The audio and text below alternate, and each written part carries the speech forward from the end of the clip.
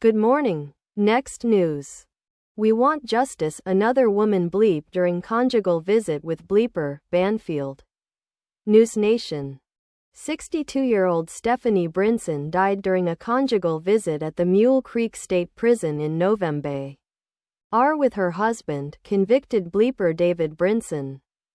David told officers that Stephanie passed out, and it was believed that she died from natural causes.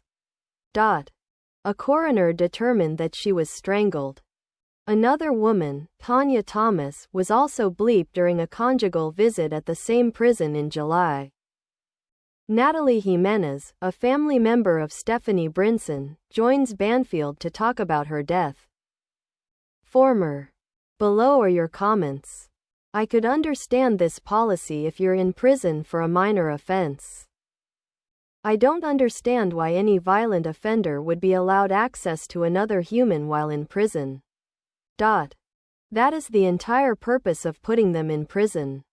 The only consolation is the victim appears to be a willing participant. See more. Like other comments have said, there's just too much that is wrong here. You don't lock up bleepers then give them access to people outside. It defeats the purpose. With that said, if you are an outsider who is willing to defy every instinct, you could have and lock yourself in a room with a bleeper. At some point you have to sign your rights away. This isn't about justice. Justice happened when they locked him up for bleep. It is closer to being a drug addict. Her family can talk to her and try to prevent her from ruining her life, but if she doesn't listen, he has to take responsibility for her poor choices even if those choices bleep her. You don't get angry at a bear for being a bear. If you know it can bleep you, it's your responsibility to avoid it, not lock yourself in a room with it. Why would a woman want to be married to a man who bleeped 4 people? I used to work as a victim advocate in the correctional system, and there were women who married men on death row. They, of course, did not get conjugal visits. Why this woman and her bleeper husband were allowed an unsupervised visit is beyond comprehension. Her family will sue, but she had some responsibility in this as well. I am not saying she deserved to be bleeped, but I can't understand her choices. Do we laugh or just shake our heads at the thought process of some individuals? No secret why Guy was in prison. He is a prisoner after all, no one forced to go to the prison. Maybe prisoners shouldn't be alone with someone, especially if they are in for violence. This is a no-brainer. Conjugal visits should not be allowed for convicted bleep. The Justice Department in this country is too soft on violent, vicious prisoners because of their tie-ons. The rest of their lives should be lived in misery. Minimum commissary, minimum visits in. They should spend the remainder of their lives reflecting on the senseless act they committed. But it's our bleeding heart liberals that feel that they are deserving of humane treatment even though they don't have a humane bone in their body.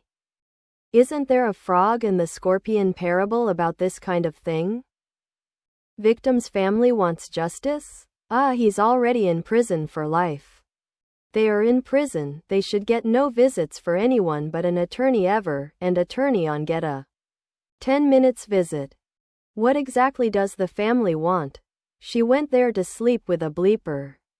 When you do that, you go at your own risk. Are they asking for guards to stand and watch while they have their conjugal visit? Short of turning prison guards into voyeurs, it'd be kinda hard to supervise conjugal visits. I always thought being in prison meant losing that type of freedom and privileges. Well, she went out with a bang. Hopefully it was good for her. What are these women looking for or hope they get? She received a well-deserved Darwin Prize.